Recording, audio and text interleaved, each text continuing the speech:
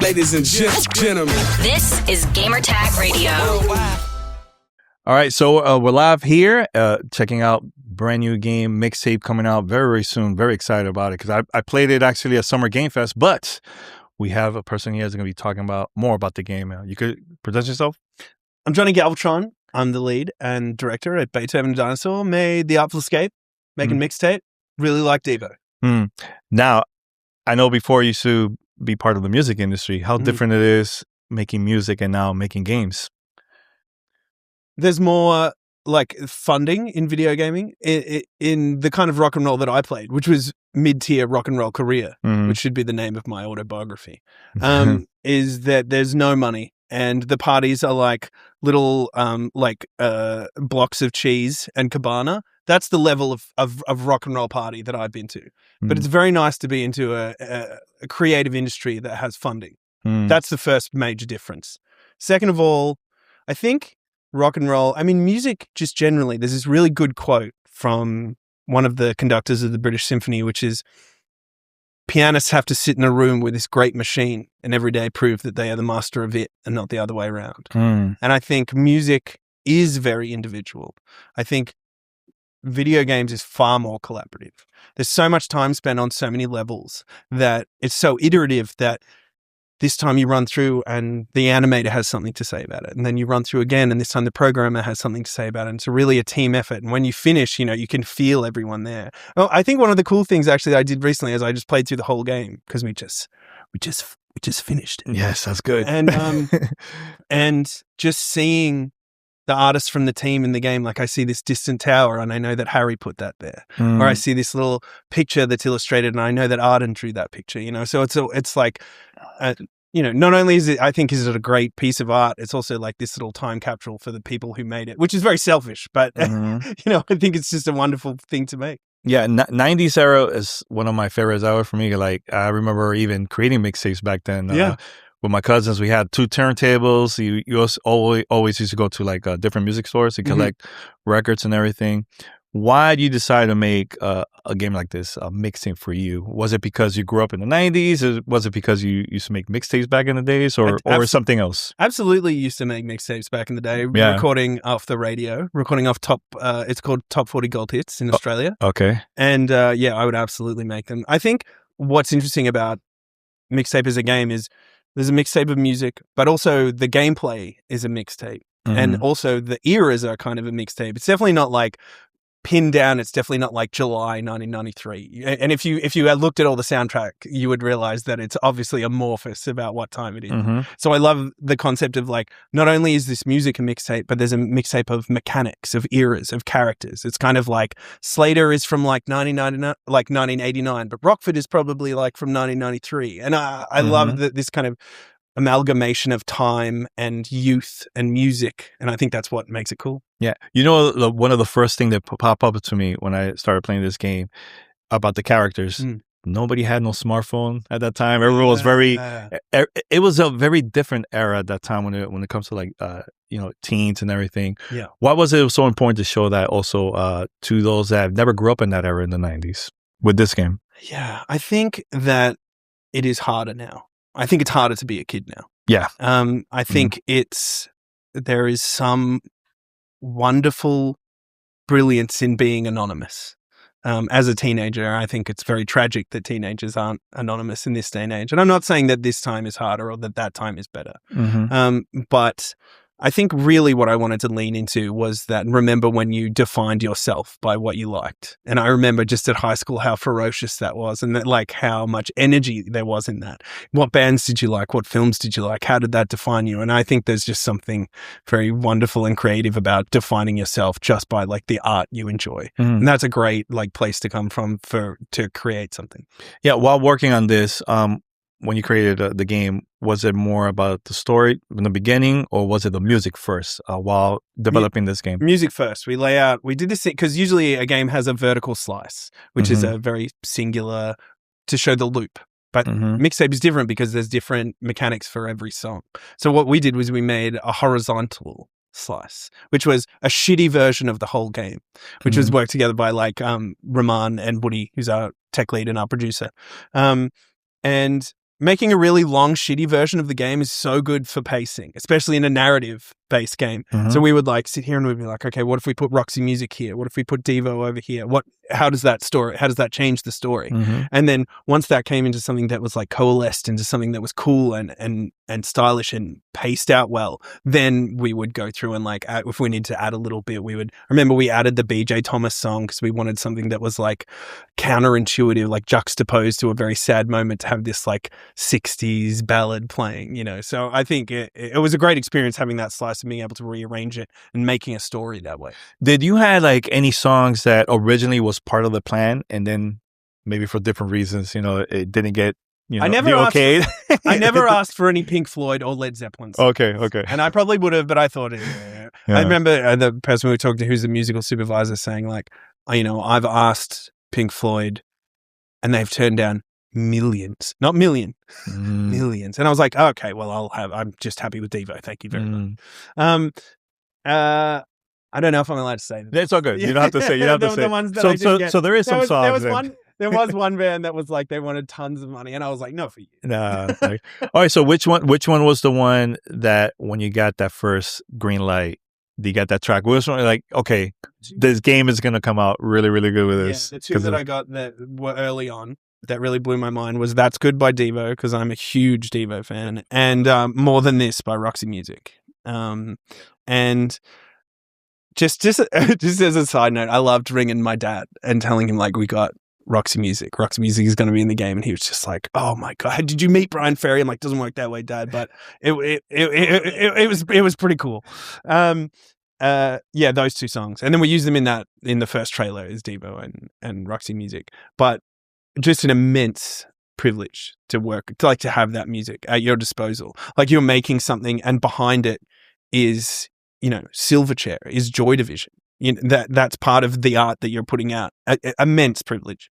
So the character in the game is Slater, Rockford, and Cassandra. Yeah. Which one is the second one?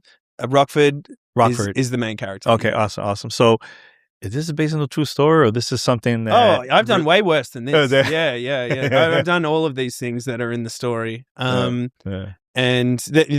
drawn also from the team, we would write down like all of the mischief that we had got into and decide which ones would make the greatest levels and which ones would tie with what songs. And I know some people it's a turmoil to make video games. I'm absolutely joyful when making video games, and it was just great. It was an amazing experience to make. Which song represents the closest of each character? They're the songs that are in the game. That's great. I think Teenage Riot for Cassandra. Okay. By Sonic Youth.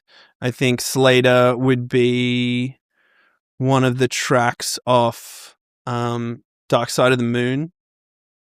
It'd be Breathe. Okay. And for Rockford, I would have... She would listen to...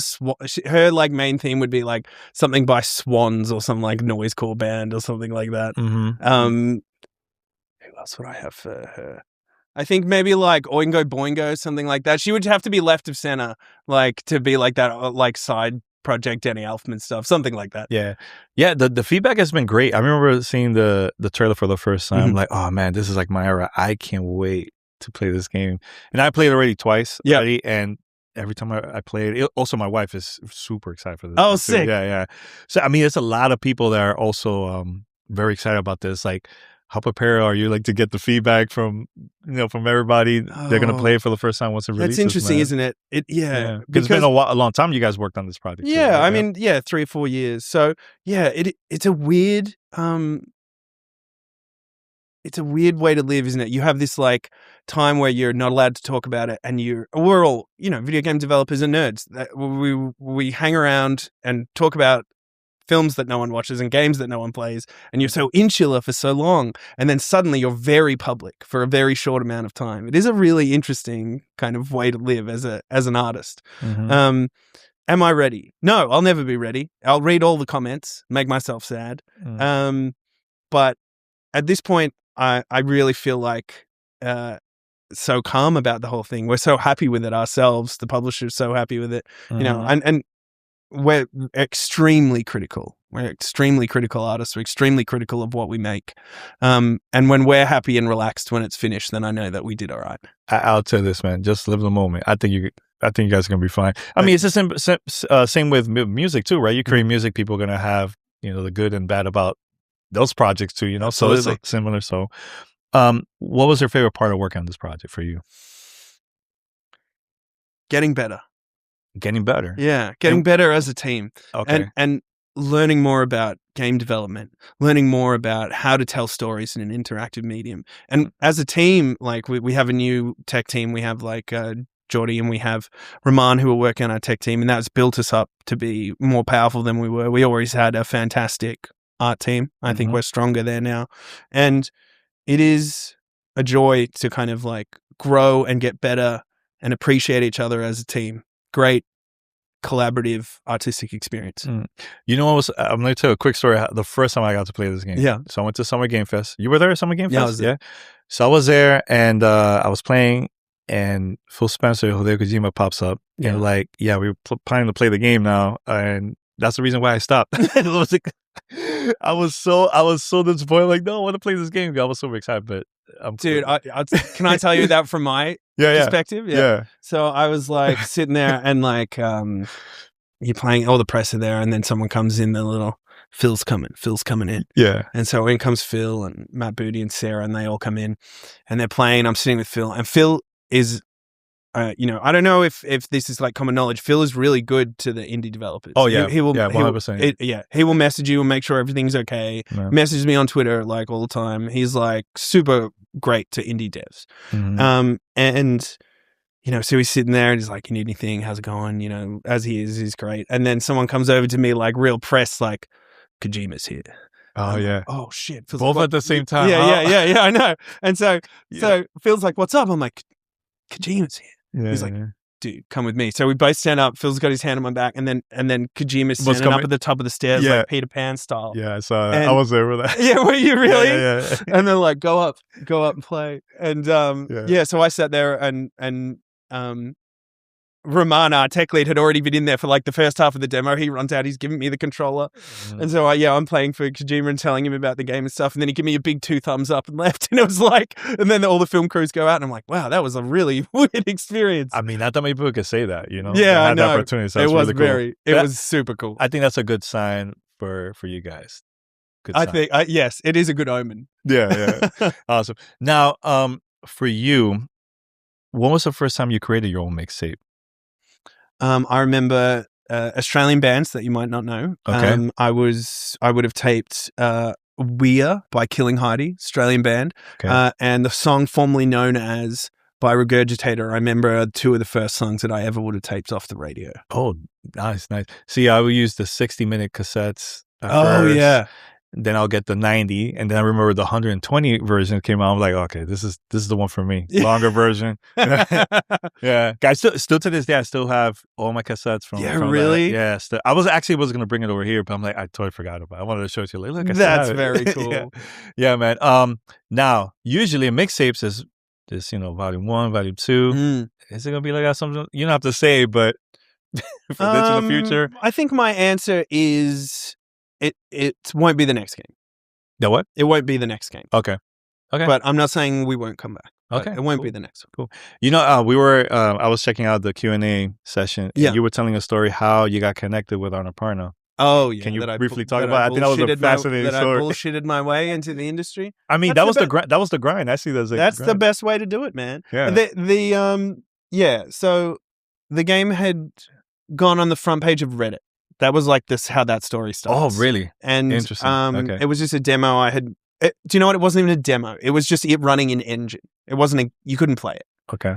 And Annapurna rang me up. They saw it and they said, "Hey, tell us about this game." Like, and I had a meeting with them. And then they called me back a few weeks later and they said, "You're going to be at PAX in Melbourne?" I'm like, "Yeah, absolutely. Got a table, got a demo. Come down. I'm ready to go." Total bullshit. Completely. You just want to get in. Just lied my ass up. Yeah. And so we got, I think, the last table at PAX. We had 3 months to make the demo. We made it in 3 months. We'd been up for 2 days, I remember, when we were on the floor. So we were just dying. And then Hector and Nathan rocked up. and played the demo at 11 o'clock on the first morning. Took me out for lunch, got the deal. Did you have music in there too? It wasn't official, but I had, this is for Artful Escape, so it was all like, it was a full 20-minute demo. It's actually a really good demo. Really? Yeah, it's really good. And then Artful cool. Escape obviously grew a lot in the years following that, and then obviously came out and did well. How long ago was that? 2017. Oh wow, that's crazy. Yeah. Now, do you see this becoming let's say a TV series or a movie series if you have an opportunity in the future? Yeah, for something like this? I think it has a really cool story. Thank you. Yeah, I had some I've had some meetings about it, but which are cool. Yeah, they're so fun. And people do Hollywood pitch meetings. You also BS on that one too? Yeah. I was like, can we get Chris Nolan? Yeah. I don't think Chris Nolan's the man for this game. Yeah. I love that Hollywood shit. I'll be honest, it's so much fun. People pitching you movie stuff. Yeah, I mean, I can't really talk about it, but it was, it may happen. That would be awesome. No, I just want to say, man, thank you for the opportunity. This has been great conversation about, and good luck. Thank you with everything with the game. I can't wait to play the full version of this. Thank you so much. I think you will dig it. Yeah. Yes. Let's go. All right. Thanks.